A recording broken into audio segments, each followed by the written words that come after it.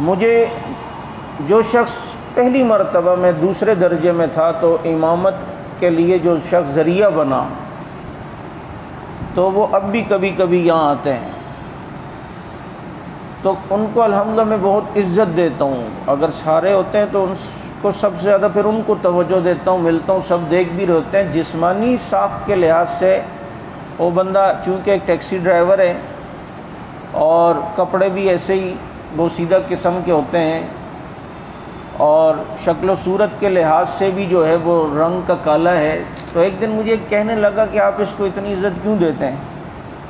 میں نے کہا یار اس لیے دیتا ہوں کہ میری سب سے پہلی جو امامت کا سلسلہ شروع ہوا تو ذریعہ یہ بندہ بنا ہے، اس لیے اب یہ جب آتا ہے تو میں اسے جگہ دیتا ہوں، ٹھکانہ دیتا ہوں، اس کو جو ہے بٹھاتا ہوں۔ ہمارے پڑوس میں ایک شخص ہے، میں انہیں اپنے بڑے بھائیوں کی طرح احترام دیتا ہوں، ان کو عزت دیتا ہوں اور بالکل ادب کے معاملے میں رہتا ہوں، اگرچہ وہ مجھے حضرت کہتے ہیں، اور یہ اس کی وجہ کیا ہے کہ مجھے پہلی مرتبہ مسجد صدیق اکبر میں وہ شخص لایا ہے،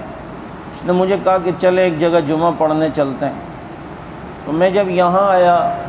مولانا عبدالغفور ندیم شہید رحمۃ اللہ علیہ کا بیان سنا، حضرت کا انداز، ہم نے تو پہلی بار کھڑے ہو کے کسی کو تقریر کرتے ہوئے دیکھا، ہم نے تو وہی سارے مولوی دیکھے تھے جو بیٹھ کے تقریر کرتے ہیں، کہ جن کی تقریروں کے بعد جو ہے لوگ بیٹھ ہی جاتے ہیں، تو ایسا آدمی پہلی بار دیکھا جو کھڑے ہو کے تقریر کرے تاکہ مجمع کھڑا ہو جائے ان کی باتوں کے بعد۔ تو وہ حضرت کا انداز اور غالباً سعید ابن جبیر رحمۃ اللہ علیہ کی استقامت پر وہ کہیں جمعہ پڑھایا تھا انہوں نے، کوئی اس طرح مجھے یاد ہے۔ تو اس کے بعد وہ شخص پھر شاید کبھی خود نہیں آیا، لیکن چونکہ مجھے ایک رستہ دیا تو مجھے مزہ آ گیا یہاں جمعہ پڑھنے میں، تو میں پھر یہاں جمعہ پڑھنے آتا رہتا تھا، حضرت ندیم شہید رحمۃ اللہ علیہ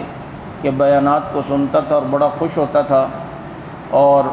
پہلی مرتبہ جب آیا تو کسی کے تصور میں بھی نہیں کہ یہاں کبھی اللہ تعالی ہماری تشکیل بھی کر دے گا، تو پھر یہاں میرا سلسلہ بنا، تو وہی شخص مجھے ملا، میں نے کہا یار اس جگہ کا راستہ بتانے والے آپ تھے مجھے،